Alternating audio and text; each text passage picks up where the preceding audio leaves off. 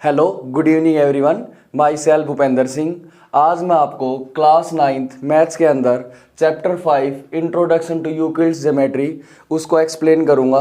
इसमें सिर्फ एक ही एक्सरसाइज है 5.1। उससे पहले मैं आपको इस एक्सरसाइज का इंट्रोडक्शन एक्सप्लेन कर देता हूं। अगर इंट्रोडक्शन समझ में आ गया तो क्वेश्चंस तो बिल्कुल ही नॉर्मल है इसमें। तो सबसे पहले इसके नाम से ही चलते हैं। नाम इसका क्या है? Euclid's geometry. जो यूक्लिड्स थे वो कौन थे आपके? ये एक मैथमेटिशियन थे। क्या थे? Mathematician, famous. इसको इन बहुत सारी थ्योरीज दी थी, इसलिए इनको एक उपाधि दी गई थी जिसका नाम था फादर ऑफ ज्योमेट्री। इनको ज्योमेट्री का फादर कहा जाता है। और उसके बाद यूक्लिड्स की क्या रीड कर रहे हैं हम? ज्योमेट्री। तो ज्योमेट्री क्या होता है? सबसे पहला तो अपना यही आता है कि व्हाट इज ज्योमेट्री। ये वर्ड आया कहाँ से? ज्योमेट्री जो है is derived from Greek word. एक ग्रीक वर्ड से लिया गया है, ठीक है। विथ इसके अंदर क्या होता है? ग्रीक वर्ड से लिया गया है, इन विच, जिसके अंदर जियो मीन्स, जियो का क्या मतलब होता है? जियो का मतलब होता है अर्थ। यहाँ पे एक वर्ड है पूरा ज्योमेट्री, तो यहाँ पे ज्योमेट्रियन होता है पूरा। जियो का मतलब तो क्या हो गया? अर्थ हो गया।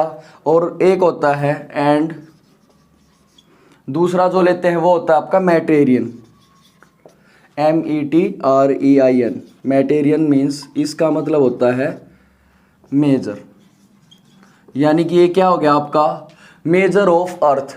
जो स्टार्टिंग में होता था, जैसे अब मान लो जब स्टार्ट हुई थी अपनी अर्थ, तो लैंड किसकी, कौन सी लैंड कौन सी है, किसकी लैंड किसकी है, अब उसकी कोई लेंथ, ब्रेथ, हाइट कुछ तो हो। तो उस टाइम हमने सबसे पहले ज्योमेट्री की रिक्वायरमेंट हुई थी। इसका मतलब हुआ था अर्थ की मेजरमेंट करना, अर्थ को मेजर करना। अच्छा, ये जो बेसिकली है ना, किस पे वर्क करती है? It is basically introduced, it is basically introduced to, सिर्फ जैसे अब इसके अंदर बहुत सारी चीजें आ जाएंगी। ये सिर्फ फ्लैट सरफेस के बारे में था स्टार्टिंग में, फ्लैट सरफेस।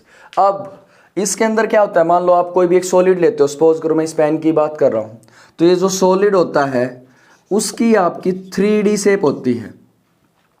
सॉलिड जो होता है, मान लो ये, इसको मैं टच कर पा रहा हूं, ये ब्लैक बोर्ड है, 3D है, लेंथ इसकी ये मान लो ब्रेथ होगी, ये लेंथ होगी, और जो ये है ये कि इसकी क्या होगी? हाइट होगी। कुछ तो है इसकी हाइट जितनी भी है, तो ये 3D शेप होगी। अगर मैं सिर्फ इसकी बात करूं, मान लो ये सरफेस हो गया, ठीक है, ये क्या हो गया? सरफेस। तो सरफेस कैसा होगा आपका? 2D। इसने एक डायमेंशंस को लूज कर दिया। अब सरफेस में क्या होंगे? ये सरफेस सबसे पहले 3D शेप, ये सरफेस लिया, सरफेस से उसकी क्या आ गई? लाइन्स आ गई। लाइन्स आपका क्या होता है? 1D shape. D का मतलब यहां पे क्या है? डायमेंशन, कि उसकी कितनी डायमेंशन? सॉलिड की 3 डायमेंशन होती है। सॉलिड से सरफेस जिसकी 2 डायमेंशन, और सरफेस से लाइन जिसकी कितनी होती है? 1 डायमेंशन। और डायमेंशन कहीं तो फिनिश होगी, वो आपका क्या हो जाएगा? पॉइंट हो जाएगा, ठीक है। तो पॉइंट की कितनी डायमेंशन होगी? 0 डायमेंशन। एक एक डायमेंशन को लूज करते जाते हैं जैसे जैसे आगे स्टेप्स में बढ़ते हैं।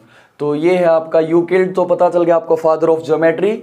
और ज्योमेट्री का मतलब होता है अर्थ को मेजरमेंट करना, ग्रीक वर्ड से लिया गया है। इसको ज़्यादातर फ्लैट सरफेस पे यूज किया जाता है। जैसे फ्लैट सरफेस है, फ्लैट सरफेस किसके अंदर होते हैं? सॉलिड में। अब सॉलिड क्या होगा? एक प्लेस से दूसरे प्लेस पे जाएगा, जा सकता है, तो उसका क्या क्या होगा? सरफेस होगा, उसकी लाइन होगी, और क्या होगा?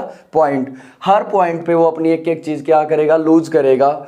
और उसके बाद जो यूक्लिड्स थे उन्होंने 3 चीज़ें दी, डेफिनेशंस, एक्सोइम्स और पोस्टुलेट। आइए अब हम उनकी बात करते हैं।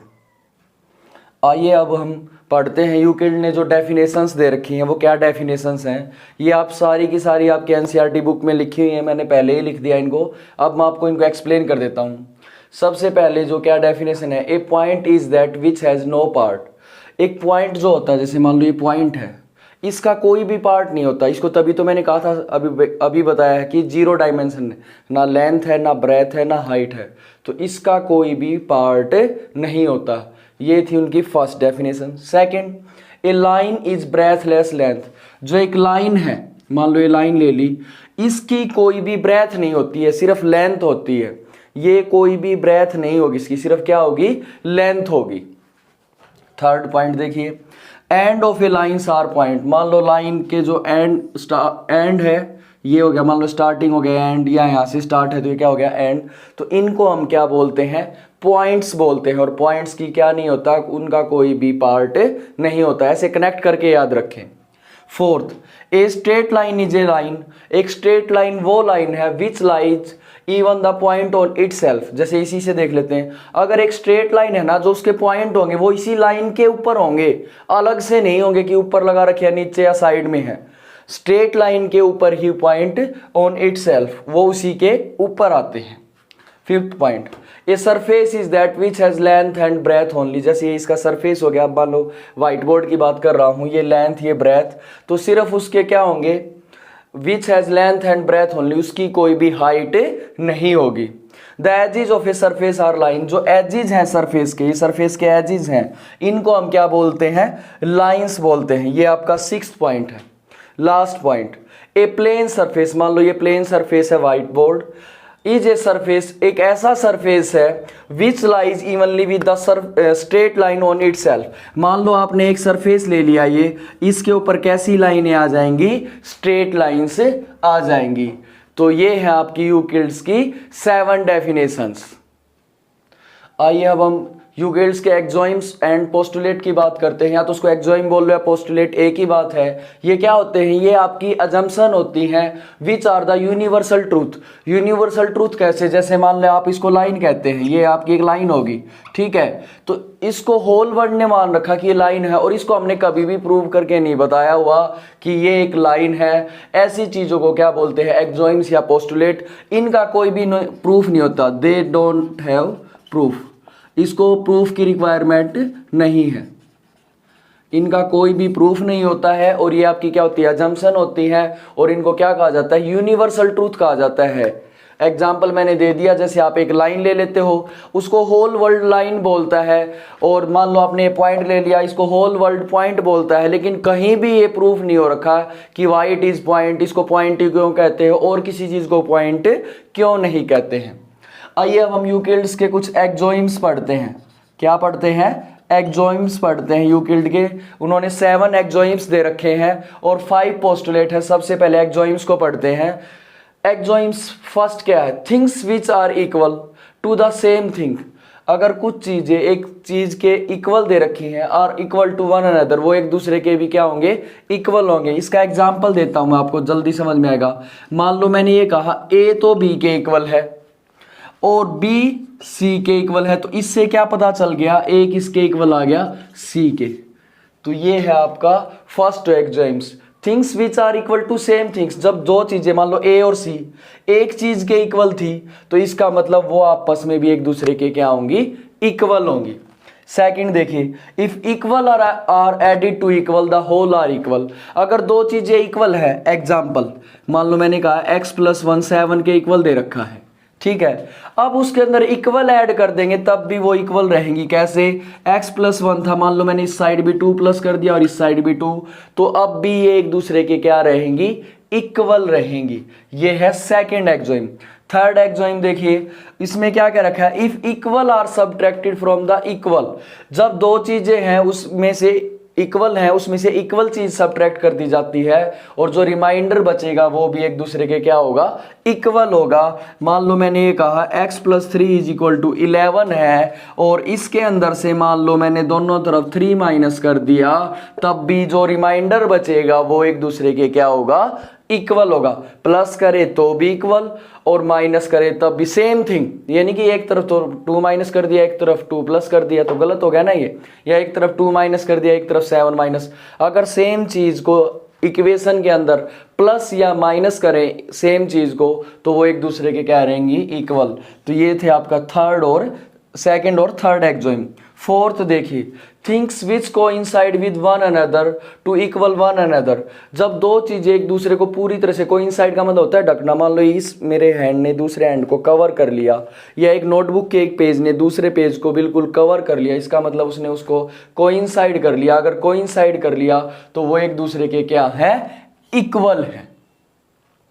फिफ्थ देखिए, the whole is greater than the part. कोई भी एक चीज है, मान लो आपने एक पूरा पिज्जा लिया, उसमें से एक स्लाइस निकाल ली, तो वो पूरा पिज्जा उस स्लाइस से तो क्या रहेगा, बड़ा रहेगा। या फिर मान लो ये बोर्ड है, इस बोर्ड में से मैं ये निकाल लेता हूं, ठीक है, तो ये एल्यूमिनियम निकालने के बाद भी ये बोर्ड, इसको बोर्ड ही बोलेंगे। जो ये इसका क्या पार्ट है, जो इसका पार्ट है इस पूरे से तो हमेशा क्या रहेगा, छोटा ही रहेगा, ठीक है। Sixth, things which are double of the same things are equal to one another. मान लो एक चीज का डबल दूसरी के इक्वल है। एग्जाम्पल देखिए, इसका एग्जाम्पल हमने लिया, मान लो ए है आपका, ठीक है, वो किसके इक्वल दे दिया, मान लो 2x के इक्वल दे दिया, और b भी आपका 2x के इक्वल दे दिया। तो इससे क्या पता चलता है, a किसके इक्वल है, आपका b के इक्वल है। एक चीज किसी के डबल के इक्वल है, दूसरी चीज भी उसी डबल के इक्वल है, तो इससे क्या पता चलता है, a और b एक दूसरे के क्या हो जाएंगे, इक्वल हो जाएंगे। सेवंथ एक्सोइम है, things which are half of the same things are equal to another. जब चीजों का हाफ होता है वो एक दूसरे के इक्वल होंगी। कैसे, इसको एग्जांपल से मैं बताता हूं। मान लो आपके पास दो ट्राइंगल, एक ट्राइंगल ये है PQR, एक ट्राइंगल मान लो आपने ले ली DEF। अगर आप ये बता देते हैं, स्टार्टिंग में ही बता दिया कि QR है ना EF के इक्वल है, आपकी दो चीजें इक्वल है, और आप इसका मिड पॉइंट ले लेते हैं, ये इसके मिड पॉइंट मीडियन ले लिया है इसका हमने, मान लो ये आ गया S, ये आ गया G। अब अगर इनका हाफ कर देते हैं, half of QR, half of EF, तो उनका हाफ पार्ट भी एक दूसरे के इक्वल हो जाएगा। That means QS is equal to EG। जब दो चीजें इक्वल है तो उनका हाफ भी क्या हो जाएगा, एक दूसरे के इक्वल। ये दोनों जब इक्वल थी, उनका हाफ किया तो भी एक दूसरे के क्या हो जाएंगी, इक्वल। और सिक्स्थ में क्या था, जब दो चीजें इक्वल हैं उनका डबल भी एक दूसरे के क्या हो जाएगा, इक्वल। तो ये थे आपके यूक्लिड्स के एक्सोइम। आइए अब हम यूक्लिड के पोस्टुलेट्स की बात करते हैं, जिसमें कि उसने 5 पोस्टुलेट्स दे रखे हैं। पोस्टुलेट्स क्या होते हैं, ये यूनिवर्सल ट्रूथ होते हैं, इनको प्रूफ की रिक्वायरमेंट नहीं होती है, जैसे कि जैसे ले लिए गए वही है। ये यूनिवर्सल ट्रूथ इसलिए कहा गया है, ये किसी भी चीज़ पे एप्लीकेबल है। तो यूनिवर्स ने उसने मतलब जैसे मैंने आपको पहले भी बताया था, मान लो ये पॉइंट है या ये आपकी एक लाइन दे रखी है, तो ये हमने इसका कोई भी प्रूफ नहीं दिखा रखा कि ये लाइन क्यों है या ये पॉइंट क्यों है, बस सब ने है ना जम्पशन कर रखी है, जम्पशन का मतलब मान रखा है। तो इन्हीं चीज़ों को हम बोलते हैं पोस्टुलेट। एक्सोइम भी यही चीज़ें होती हैं। एक्सोइम हमने कर लिया, पोस्टुलेट देखते हैं। फर्स्ट पोस्टुलेट है, ए स्ट्रेट लाइन में बी ड्रॉन। एक स्ट्रेट लाइन को ड्रॉ किया जा सकता है from any one point two any another point. मान लो एक पॉइंट ले लिया, उससे कोई दूसरा अलग पॉइंट ले लिया, उससे उसमें से एक लाइन पास की जा सकती है। स्ट्रेट लाइन में भी ड्रॉन, एक स्ट्रेट लाइन को ड्रॉ किया जा सकता है किसी एक पॉइंट से किसी दूसरे पॉइंट पर। मान लो ये है, यहाँ तक लेके गए, या ये है, इसको यहाँ तक लेके आए, तो एक पॉइंट से दूसरे पॉइंट तक ले जाएंगे, वो क्या हो जाएगा आपका पोस्टुलेट नंबर 1। इसके अंदर उसके बाद एक एक्सोइम दे रखा है। अगर आपके पास 2 डिस्टिंक्ट पॉइंट है, डिस्टिंक्ट का मतलब अलग अलग, मान लो एक पॉइंट ये हो गया, एक पॉइंट ये हो गया, is a unique line can pass through them, तो उसमें से सिर्फ एक ही लाइन पास हो सकती है। यूनिक का मतलब होता है 1, यानी कि एक single line can pass through, मतलब ये नहीं कि इसमें से तो बहुत सारी लाइनें हो जाएंगी, इसमें से भी इन दोनों में से जो कॉमन लाइन पास होगी वो सिर्फ कितनी होगी, एक लाइन होगी। अब उसके बाद सेकंड आपका पोस्टुलेट है, a terminated line can be produce infinitely. मान लो एक लाइन है, उसके ये एंड पॉइंट दे रखे हैं, उसको इनफाइनाइटली कितना भी दोनों साइड आप इंक्रीज कर सकते हैं। प्रोड्यूस इनफाइनाइटली, कितना भी दोनों साइड। थर्ड पोस्टुलेट है आपका, a circle can be drawn. एक सर्कल को बनाया जा सकता है with any centre and any radius. मान लो आप यहाँ सर्कल बनाना चाहे तो यहाँ भी सर्कल बन सकता है, यहाँ बनाना चाहे तो यहाँ भी, तो आप सेंटर कहीं भी ले सकते हैं, और उसकी रेडियस है आप इतनी भी ले सकते हैं, इतनी भी, कितनी भी ले सकते हैं। तो एक सर्कल को बनाने के लिए आप कहीं से भी उसको उधर रख के बना सकते हैं प्लेन सरफेस के ऊपर, और उसकी कितनी भी रेडियस ले सकते हैं। Fourth, all right angles are equal to one another. Right angle का मतलब 90 डिग्री। आप ये राइट एंगल बना लो, या ये राइट एंगल बना लो, या ये राइट एंगल बना लो, ये सारे एक दूसरे के क्या रहेंगे, इक्वल, क्योंकि राइट एंगल का मतलब कितनी डिग्री होता है, 90 डिग्री।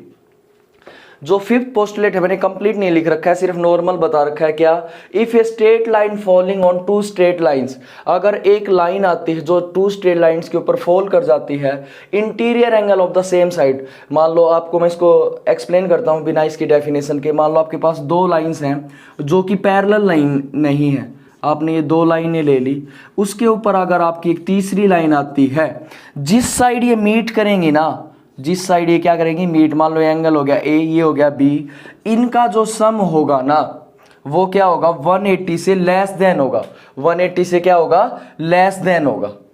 और जो दूसरी साइड का एंगल, मान लो ये एक्स, ये वाई, जिस साइड ये मीट नहीं कर रही हैं उनका जो सम होगा वो ग्रेटर देन क्या होगा, 180 होगा। बस यही आपका क्या है, फिफ्थ पोस्टुलेट। दो लाइंस के ऊपर जब तीसरी लाइन आए, कंडीशन क्या, वो दोनों एक दूसरे के पैरेलल नहीं होने चाहिए। जब उनको इनफाइनाइटली इंक्रीज करें, जब एक साइड जब मीट करेंगे, जिस साइड वो मीट कर रही है ना उस साइड के एंगल्स का सम तो क्या होगा, अगर एक साथ लेते हैं लेस देन 180, और जिस साइड मीट नहीं कर रही है उस साइड के एंगल्स का सम क्या होगा, ग्रेटर देन 180। वीडियो के इस पार्ट में सिर्फ इतना ही, चैप्टर 5 का इंट्रोडक्शन। आई होप सो आप सबको समझ में आ गया है। समझ में आ गया है तो प्लीज़ ज़्यादा से ज़्यादा मेरी वीडियोस को लाइक करें, कमेंट करें और शेयर करें। और अब तक आपने मेरे चैनल को सब्सक्राइब नहीं किया है तो सब्सक्राइब ज़रूर करें। Thank you very much.